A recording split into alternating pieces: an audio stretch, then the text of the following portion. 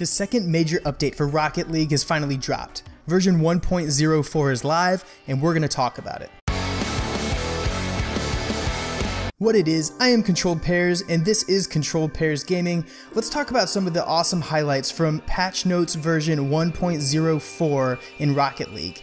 The devs dropped this update, and it was kind of last minute. It was kind of a stealthy update. We weren't really expecting anything until the DLC that's supposed to be coming out next week, Supersonic Fury, but they went ahead and they dropped version 1.04 ahead of the update, and ahead of the DLC, and it includes some really cool stuff. The major purpose of the version 1.04 update is to provide the patch framework and the backside support for the DLC Supersonic Fury, which launches next week. We're going to do a completely separate video that is going to talk specifically about Supersonic Fury and all the details, but just understand that this patch, even though those DLC features aren't active yet, includes a lot of backside support for what will be the DLC next week, which I'm really excited about. But some of the stuff that you can enjoy right now includes a new map called Utopia Coliseum Arena, and that's the footage that you're seeing in the background right now.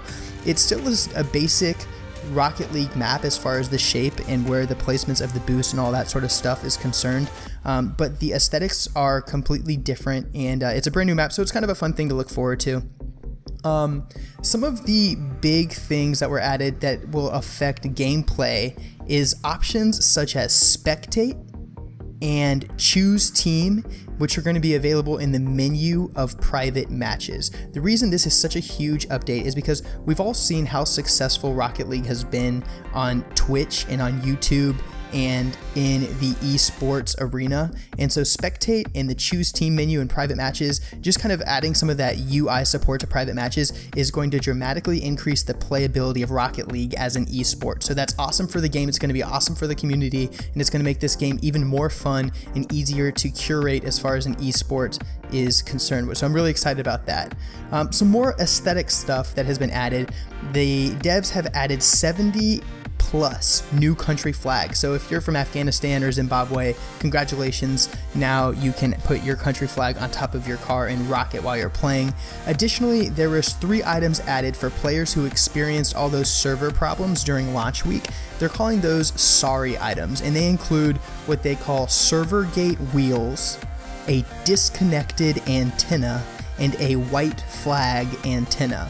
And when you start up the game, you're not going to have access to them immediately, but you will unlock one item each time you play a round, having updated to the latest version. So the first round you play, you're going to unlock an item. Your second round, you're going to get the second item.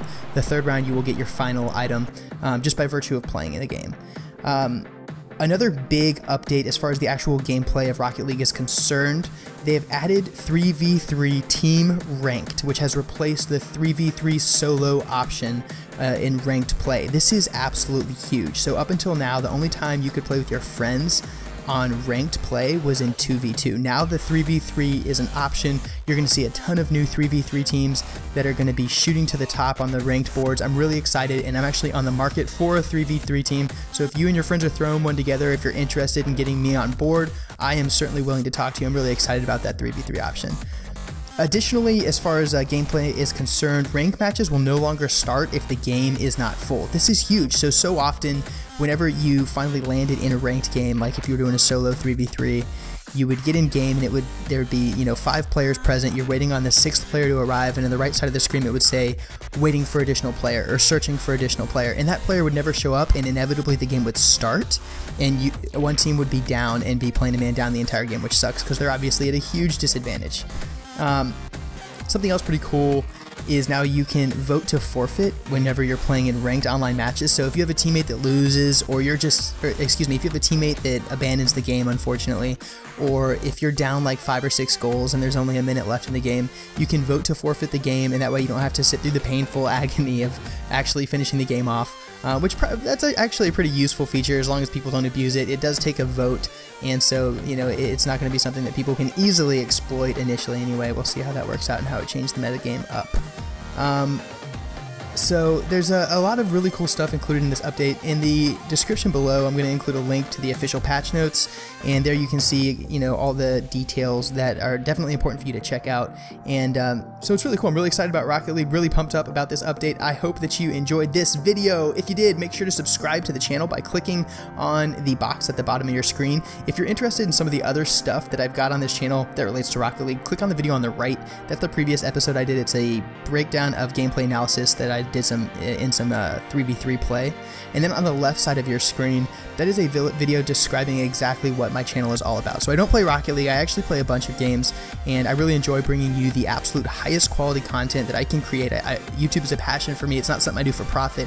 It's just something I really enjoy doing because I think it's important to highlight the awesome moments that you can seek out in games, because when those happen and it really changes the way that you're playing the game and it makes your heart rate increase and it just kind of, it's a really exciting moment. I think those are really cool things to highlight in games, and so that's why I do what I do. It's all about helping you find that next incredible moment in gaming, whether it's Rocket League or Arma or Kerbal Space Program or Heroes of the Storm or Hearthstone or whatever it is. Definitely check out that video, and thanks for watching this one, and until next time, this is Controlled Pairs signing off.